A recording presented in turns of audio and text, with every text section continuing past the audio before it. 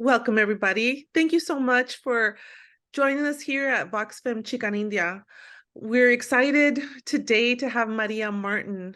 She is a treasure of a person, and I'm just so honored that she's here joining us. I want to tell you a little bit about her, and then we can get to it. So Maria Martin is an accomplished journalist with over 40 years in public radio. She has established herself as a respected voice in the field of journalism for her work in Latin America training journalists. She founded the award-winning English language radio news magazine, Latino USA, which is where I met her as a young intern while attending the University of Texas. Latino USA focuses on the US Latino community as well as Latin America. She also produced award-winning radio documentary series such as Después de las Guerras, Central America After the Wars, which aim to reintroduce the reality of Central America to US audiences. Maria currently directs the Gracias Vidas Center for Media, a nonprofit organization based in Austin, Texas, La Antigua, Guatemala, and devoted to the practice of independent journalism in the public interest. She has instructed journalists on electoral coverage, in multimedia and radio production and digital skill training with some prestigious partners like the Knight Center, the International Center for Journalists, and the US Embassy. She was also recently here in San Antonio, where VoxFem is currently based, and she was leading a training for a cohort of community journalists for the Esperanza Peace and Justice Center's Radio Esperanza, who recently received their FM radio station. Her books include Crossing Borders, Building Bridges, and her upcoming publication, Reporting Across Borders, a short guide to becoming a foreign correspondent, will be published within the next year. Maria's papers and archives are at the Benson Latin American Collection at the University of Texas at Austin. If you want to learn more, purchase her books, or hear some of her work, you can go to voxfem.org, where we will share links. What a lovely introduction. It's always interesting to hear your life like it's passing before your eyes. Almost 50 years of it, right? In 30 seconds. Yay. Oh, that was tough getting it down so short. So thank you so much, Maria, for being here. It's a pleasure to be here. I could tell people in your bio, but I think they would rather hear it from you. And so I think, we can just maybe get to it and have you, tell us a little bit about the work. I'll ask you some questions and whatever you feel like sharing with us. We're going to be honored, whatever knowledge you're imparting with us today. So, I spoke a little bit about your background through your bio, but can you tell us a little bit about your background in radio and how you became interested in radio journalism? Well, being a journalist is being an observer, right? Kind of standing back and looking at the world and then trying to translate it actually to an audience. And I always say that perhaps my journalistic passion, that of an observer, began at home because I was the child of a bicultural marriage. My father was a gringo escapee to Mexico from Chicago, who came to study in Mexico on the GI Bill, and met my mother there. And I grew up in Mexico for the first 6 years of my life, and along the border in Arizona and Texas for the next 6 or 10 years or so, and then to San Francisco. So I lived in this household where there were two different cultures. And, my father didn't quite understand Mexican time, for instance, right? He loved Mexican culture to an extent, right? And so being in the middle, I think, and so many of us are bilingual, bicultural, right? In many ways, it might not be because our parents were from different countries, but But as Xicanindias, we straddle different worlds. And so that's where this whole idea of crossing borders, building bridges, which is something that I've tried to do as a journalist, to try to bring understanding to people who have different worldviews. And it all kind of started right in my family. And then almost 50 years ago, I was a volunteer at the country's first bilingual, Latino owned and operated public radio station. And I tuned on, the radio dial one day, and I heard English and Spanish and reggae and rancheras. And it was the first thing that I'd ever heard that reflected who I was as a bilingual, bicultural person with feet in several worlds, right? And so I was hooked on this little radio station. And I always say that still, even with the internet, in many communities in Latin America, that radio plays a very, very, very important role in bringing people together. It's a companion. It's a companion for people who go out in the fields. It's a companion in places that where people speak a number of languages, and maybe the mainstream media does not reflect that, but radio does. Radio is that local medium that speaks to people in their language, about their music, about their issues. And that, I think, is such an important thing, that so it's not just a luxury. I think that in many communities still, even with the internet, and I think the internet enhances this, especially with transnational communities, right? So that you have, say, in Guatemala and in the US, many communities that are connected across borders through the internet, through internet radio.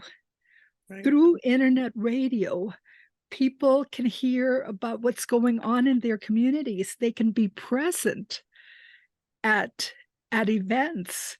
They can see, for instance, the Sunday Mass or the Sunday religious service of whatever denomination it is, and they can attend. And there are places, indigenous communities throughout Guatemala where that have been marginalized from the government from a very long time. They get no help, but it is this connection through internet radio of the transnational communities that keep their highway services running, their health services running, that contribute to building schools and building churches, et cetera, et cetera. So radio is such an important medium. There was one incident when I was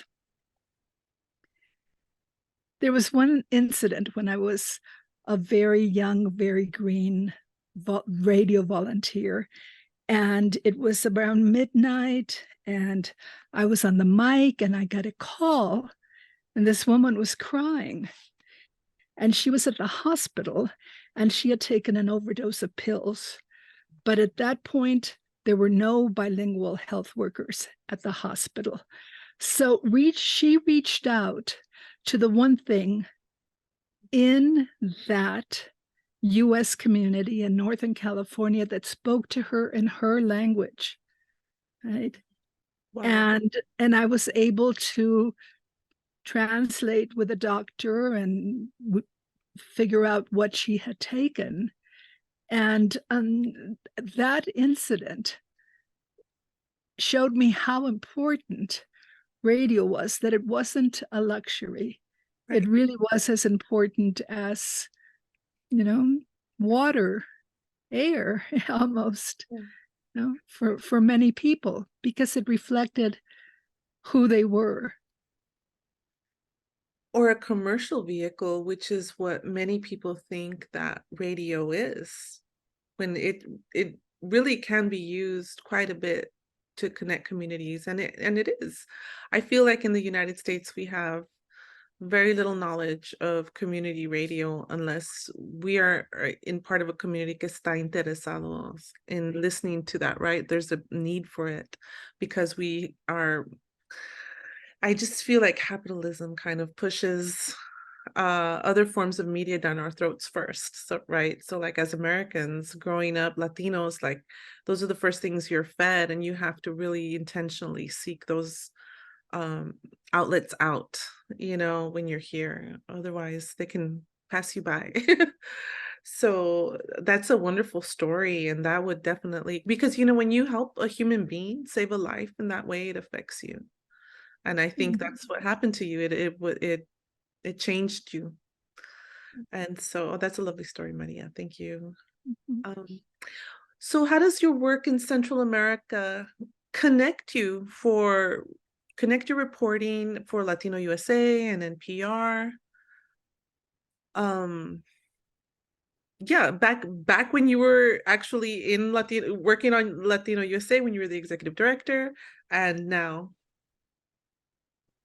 Well, I think there's a through line to all of my work, and that is, one, to tell the truth, right? That is to make good radio. That radio can be such an artistic medium where we can use the sounds and the voices to bring people to a place. And certainly, I love video as well.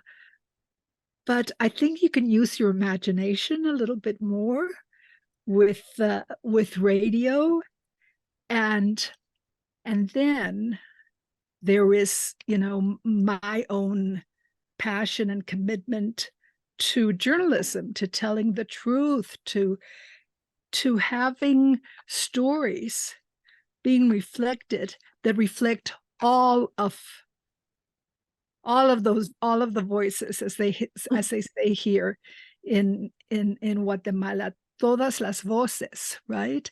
So here in Guatemala, they've fought for many years. The struggle still goes on to have community radio licenses that people can afford, right? And in the US, there was that movement that was part of the civil rights movement for affirmation, for validation, for the right to have our own stories be part of the media. And that, took different forms in different media. But I happen to have started as a volunteer at a public radio station, and I thought, public, that means everybody, right? And so as you said, community radio, public radio, can be a medium to reflect all of those voices, but it hasn't always been. It certainly is a continuing struggle to have all of those voices heard, all of those stories heard, and so my own efforts to help make that happen, to make public radio really public, started almost 50 years ago at KBBF. I worked at a number of other stations. I worked for National Public Radio. I was National Public Radio's first and only, I believe, Latino Affairs editor on the national desk. Then, because it was very hard, even with a Latino Affairs editor on the national desk, to get these stories out that I thought needed to be part of the public radio landscape, then I left National Public Radio to create, I could hear it in my head, a program that had Latino and Latina editorial control and administrative control. And so there was a project that people were talking about at the University of Texas. And I thought, and this was in the early 90s, Latinos have been in public radio at that point for about 15 years, that we could do something great, right? Because the idea, the mindset then was, oh, nobody listens to Latino programs except in Spanish. And nobody cares about Latino issues on English language radio. And I thought that just wasn't the case. And so I wanted to prove it. And so 30 years ago, this year, 30 years ago on Cinco de Mayo, was the first official program of Latino USA that is still on the air 30 years later. Mm-hmm. Well, that is where I met you. And I have to say that I was there at the beginning as an intern. You were. And it changed my perspective forever in terms of community and how to view the world in terms of that bigger lens through kind of like these microcosms of stories, right? And I was just very grateful. It was a wonderful time, and I can say that I was there at the beginning, and I saw how it started and where it grew to and where it's at now. And it's just, you should be extremely proud of yourself, because well, I'm proud. It really, sometimes it takes somebody to kind of get the ball rolling, but then that somebody, doesn't do it by themselves, but that somebody might be kind of key to keeping the ball rolling. But then there's all of these people, and you and Angelica Lueva, Walter Morgan, and Mariano Josa, and Beto Arcos, and Frank Contreras, and so many people that for whom that program has been an entree, right? Has given them, certain experience, and so for that, I'm really proud. This year, gave me that opportunity to recognize that. Yay, right? Yay. It takes leadership and vision.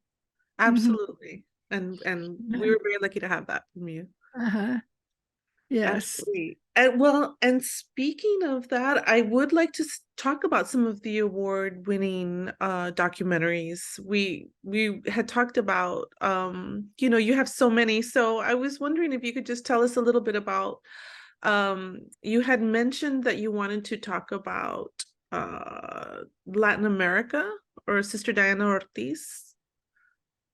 Well, actually, the book that I wrote, Crossing Borders, Building Bridges, A Journalist's Heart in Latin America, takes the Latin American chapters from my story, Crossing Borders, Building Bridges, which actually is the book that I hope to, it's the big book that I hope to publish this year. And the other little book is for people who are interested in perhaps becoming a foreign correspondent, or traveling and reporting, or traveling and writing, and that's called Reporting Across Borders: A Short Guide to Becoming a Foreign Correspondent. So, yes, sometimes there are stories that really touch your heart. And I was going to try to see if I could come across the Sister Diana Ortiz story, just to read a little bit, Okay. Because and this is, I'm just going to show, this is from Crossing Borders, Building Bridges, which we will have a link to. So let's see. It's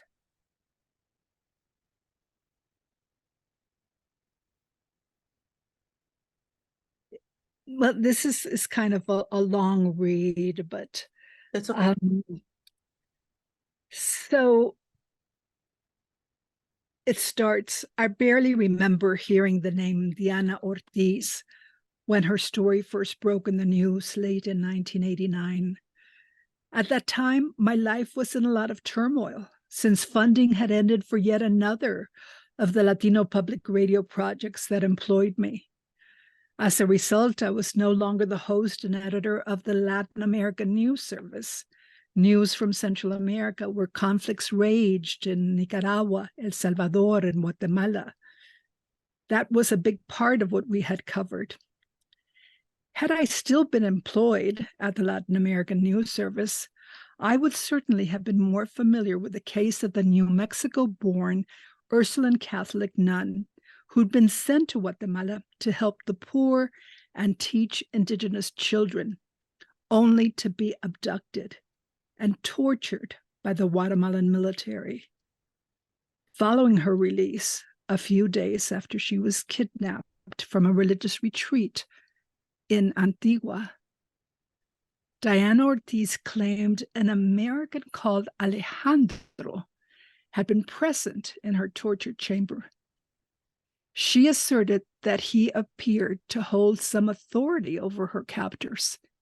In response to this claim, and during the years she sought truth and justice, many people, including some officials of the Guatemalan and U.S. governments, called Ortiz a liar and worse. So this is the story of a very spiritual. She was really a young woman when she came to Guatemala. When I first met her, 10 years after these events of her torture, she was tortured, repeatedly raped, burned on her back 128 times, right? And by a miracle, so many people did not make it out of the torture chambers of Guatemala, but by a miracle, she did. And she spent so much time, one, trying to heal, two, trying to find out what had happened to her. Who was responsible for what had happened to her? Why was there a representative of her government in that torture chamber? And 10 years after this incident, I wanted to take up her story because she had spent many years trying to find out the truth. She had carried on a hunger strike in front of the White House.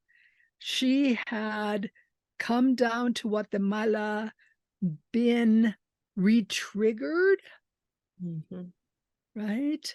Having had people at the embassy of the time say things like, I'm wondering why all of these lesbian nuns come here to make trouble for us in Guatemala, right? They and let me just say that Sister Diana Ortiz's story, there was the story of her torture, there was the story of her trying to heal from torture, which was a story that affected so many, not only other people in Guatemala, but other people across the world, right? And even while she was in the process of healing, even while she couldn't quite remember who she'd been before the torture because it had been so traumatic and dramatic and painful, she found her mission as an advocate for the tortured, as a voice for the tortured. Her book, The Blindfold's Eye, My Journey from Torture to Truth, is beautifully written. Wow. And so she took this horrible experience and started a worldwide organization to help survivors, not victims, but survivors of torture. That made such a huge difference. And this was at a time before Abu Ghraib, Mm. before we knew things that, like, our government was also involved in Right. this horrible act, in this horrible violation of human rights, right? And Sister Diana spent the last 20 years of her life being never quite having healed, never quite having gone back to the pre-torture Diana. But as somebody said in another documentary that I produced about her story, so I produced one about her torture that aired on Latino USA in the year 2000. And then 2 years ago, when she died,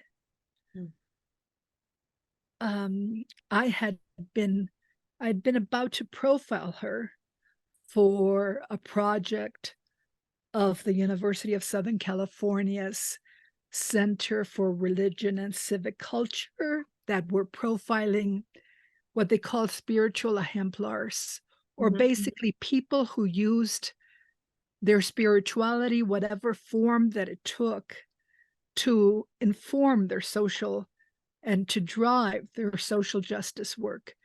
And so Sister Diana was on this list of hundreds of people around the world who fell into that category.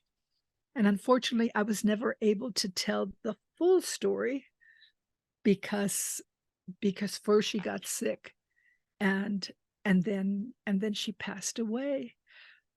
But she passed away having touched the life of so many people. Oh, it's just people who just remembered her as this beautiful soul, people who were saying, now we don't pray for Sister Diana, we pray to Sister Diana, and in say many people, that she really exhibited very saintly qualities.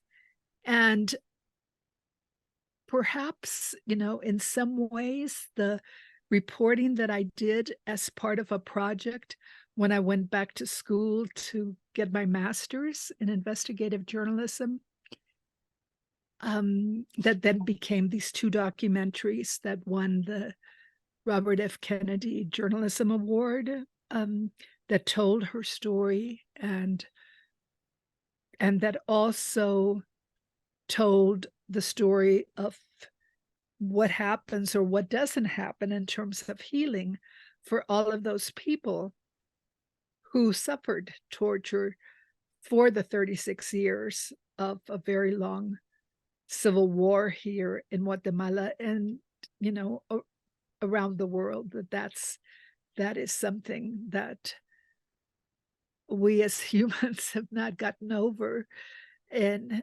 that man's inhumanity to men and women is still a reality.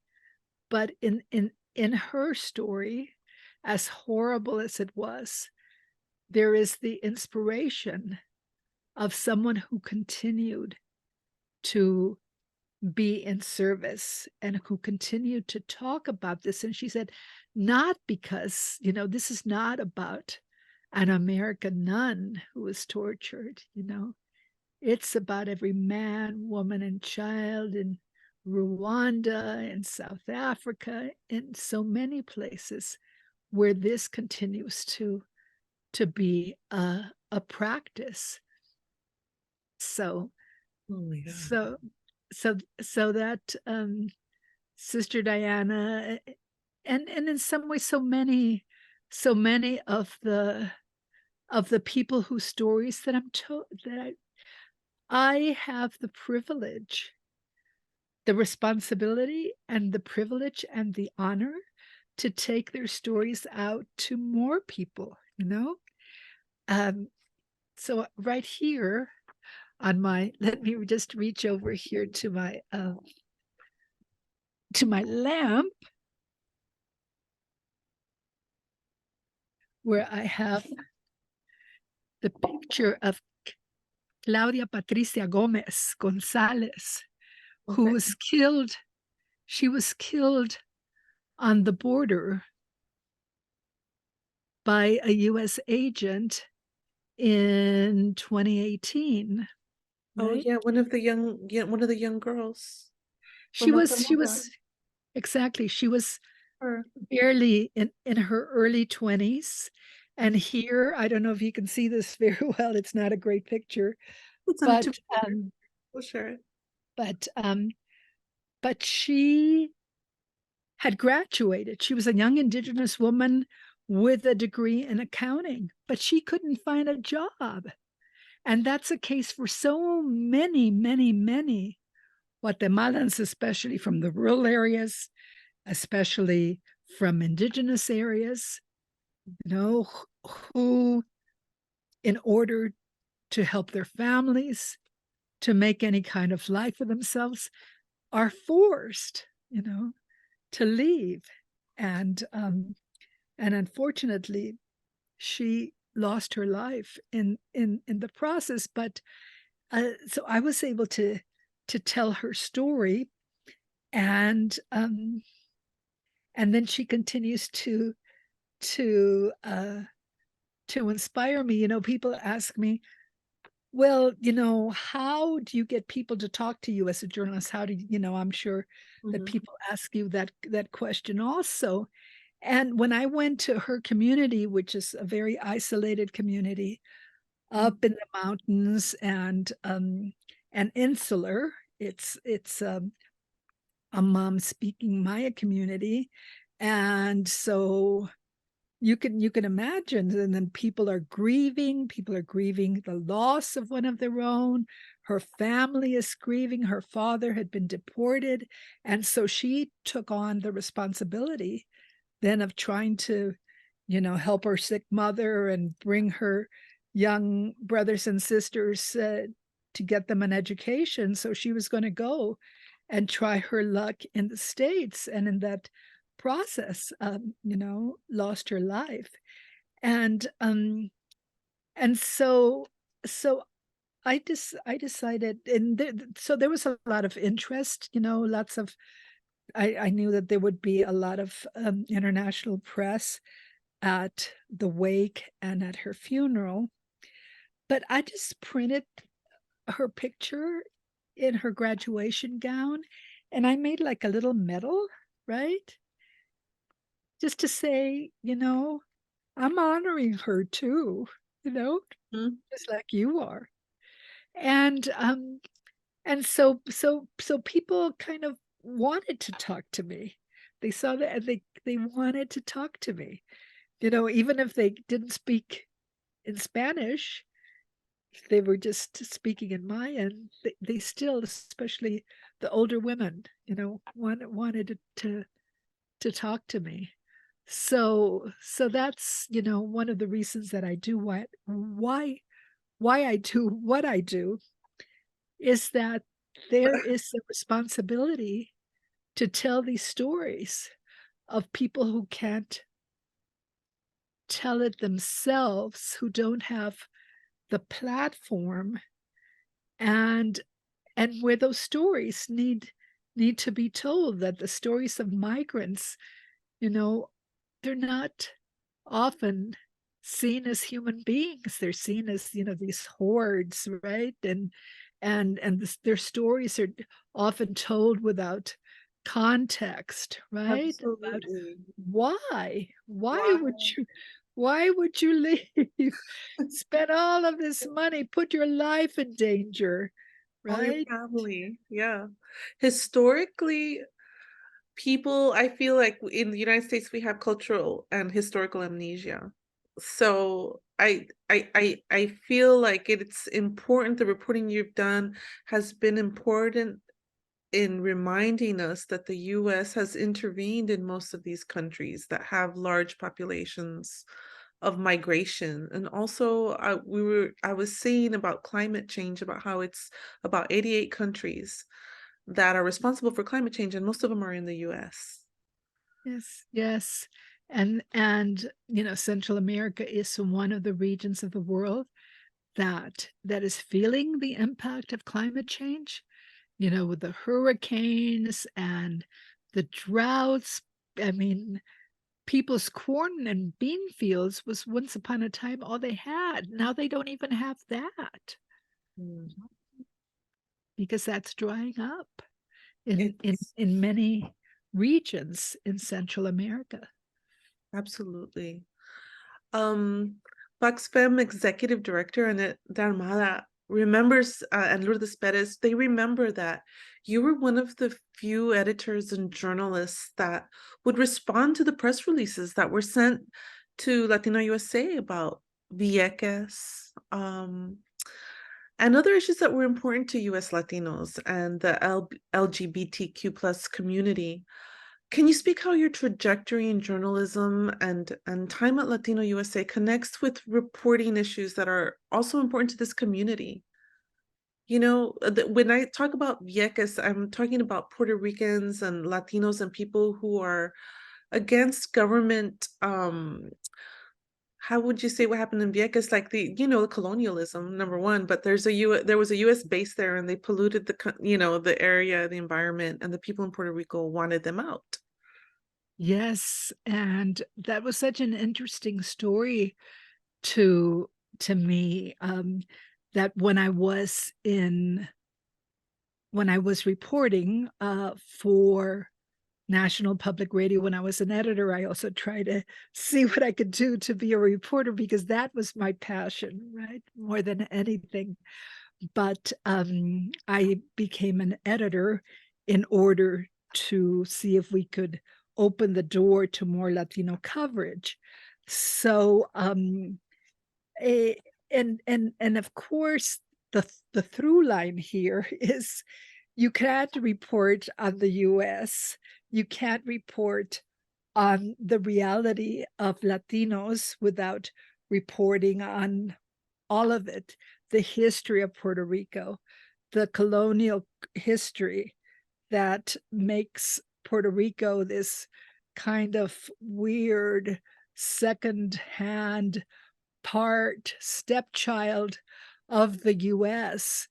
So Maria Hinojosa, who was then the correspondent or a correspondent in New York, and I went to Puerto Rico to report on this series about AIDS in the Latino community. And at that point, um, Puerto Ricans were being hit very, very hard, and they had little access to these drugs. So this was in the early 90s.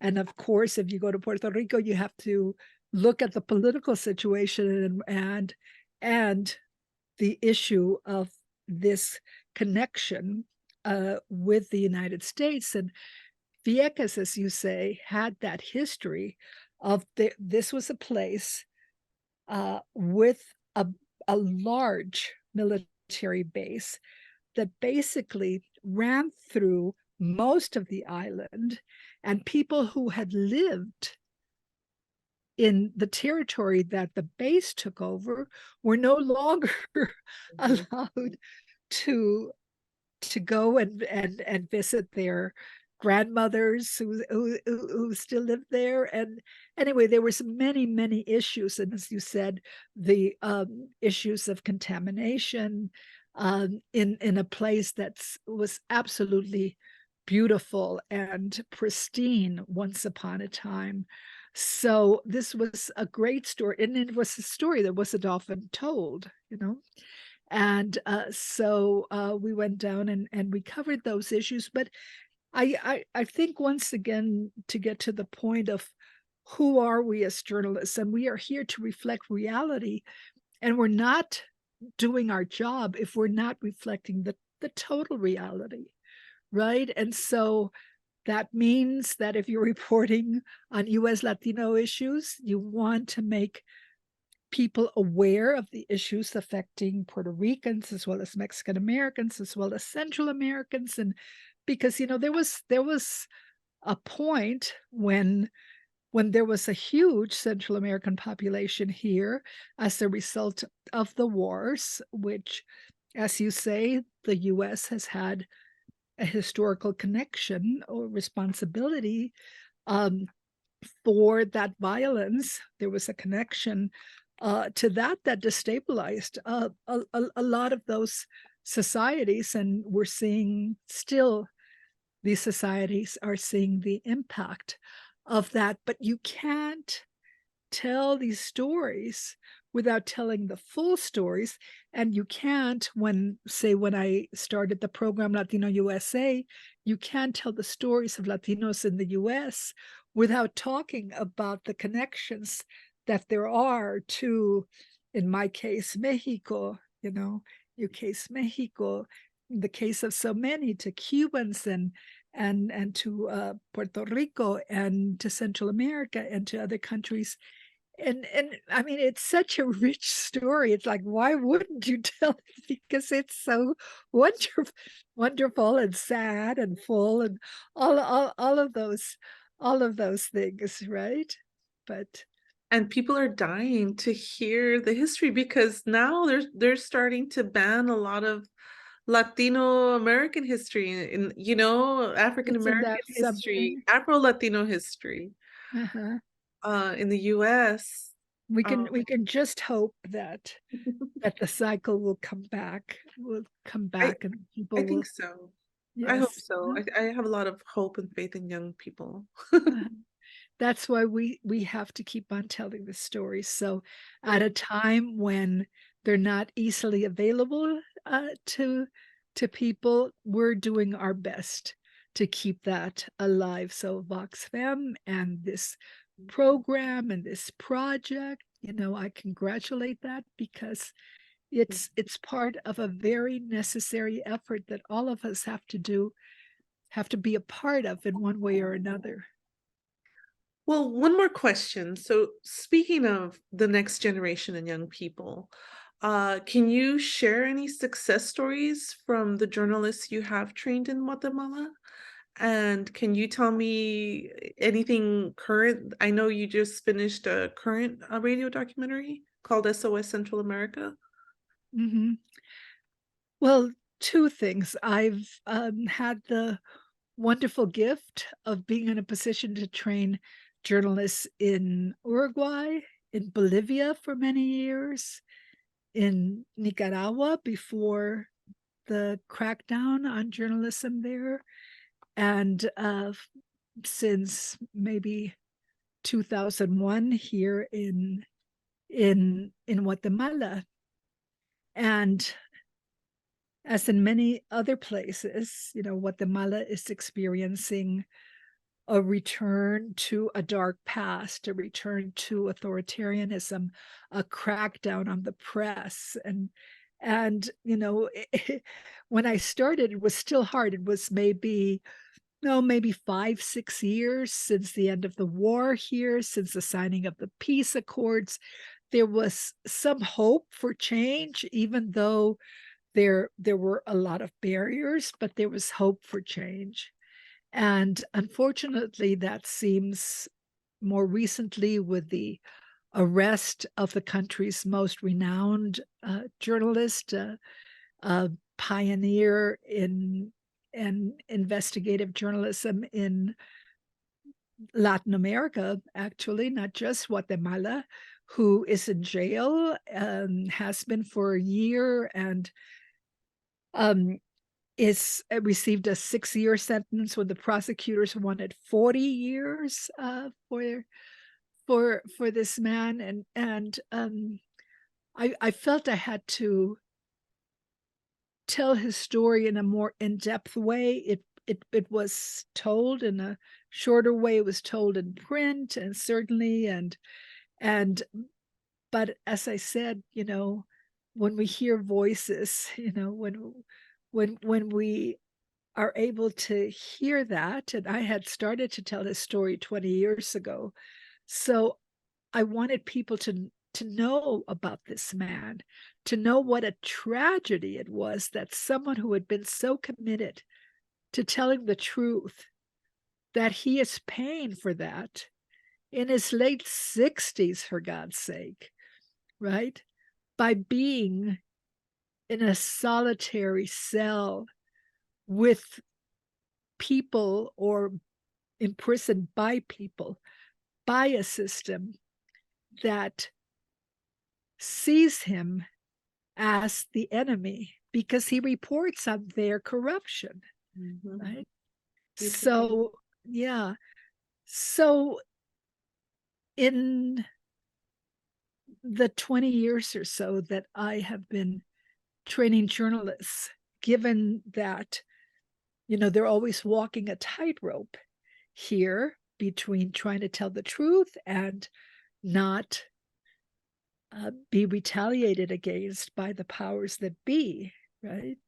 It is a difficult responsibility, and at times I have, asked myself, what is my responsibility to make sure that, they have skills as journalists, but most of all, that they stay alive, and that they receive, training in safety and security, and and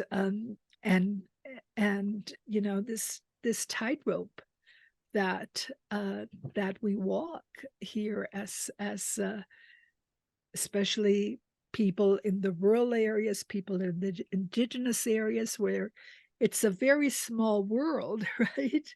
And so they might live across the street from the corrupt mayor who has ties to drug dealers, who employs your wife or your sister-in-law, or who knows where your kids go to school. So that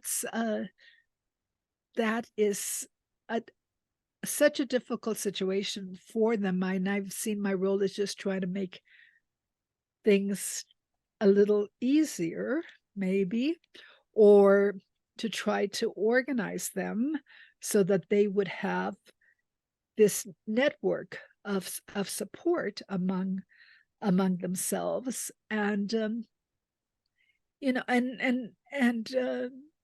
yes, there are people who tell me, Maria, you changed my life with when you had this for instance, workshop in investigative journalism, where I connected, young or more inexperienced journalists from the provincial areas with, more, say, educated or experienced or elite journalists in the media here, to support each other and learn from each other, and so yeah, that's one other thing that I've done. But it's always walking a fine line, because you have to tell people that no story is worth your life, you know.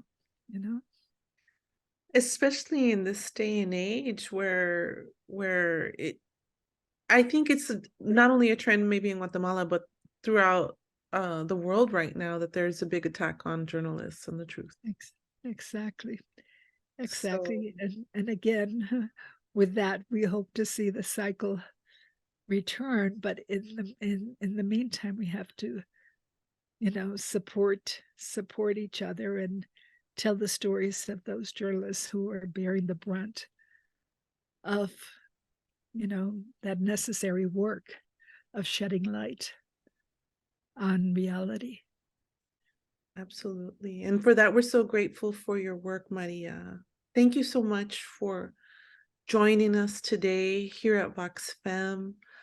I hope that people who see this program click on the links, hear more of your work, read your books, and support the amazing work that you're doing. Thank you. Thank you. I hope that they do. We all need support, especially if you're an independent freelance reporter and you want to tell those more in-depth stories. Everything, takes resources to be able to travel and to have the equipment to record these voices. But it's been a wonderful experience to be here with you, Laura, to see how far you've come as a journalist and a filmmaker since those days 30 years ago. I can't even believe that so much time has passed, but that's life, and I love that you're doing what you're doing, and that I'm doing what I'm doing. I'm And glad you're still working hard and training the next generation of journalists, Maria. God bless you. Que Dios thank te you so bendiga. much. And thank you for joining us at VoxFem Xicanindia. And once again, you can see links on our webpage if you want to learn more about Maria Martin. Okay, Maria, signing off. Thank you so much. Gracias, gracias otra vez. Bye.